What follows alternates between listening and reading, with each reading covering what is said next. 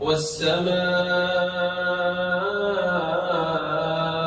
ذات البروج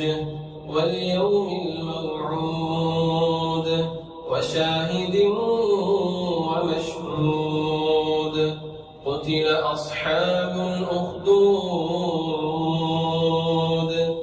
النار ذات الوقود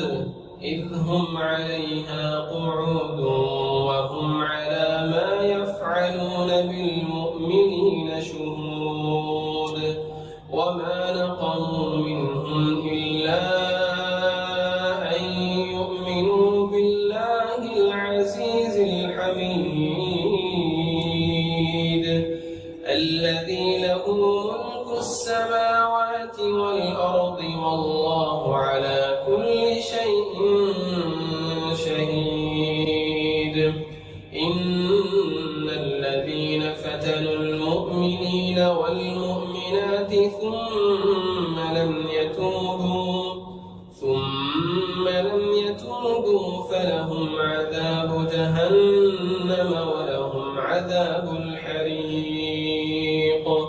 إن الذين آمنوا وعملوا الصالحات لهم جنات تجري من تحتها الأنهار ذلك الفوز الكبير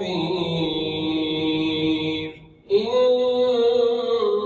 بطش ربك لشديد إنه هو يبدئ ويعيد وهو الغفور الودود ذو العرش المجيد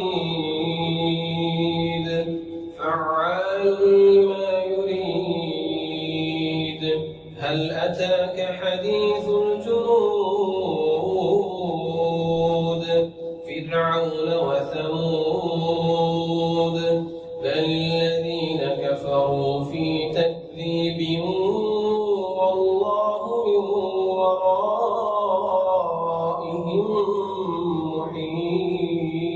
محيط بل هو قرآن مجيد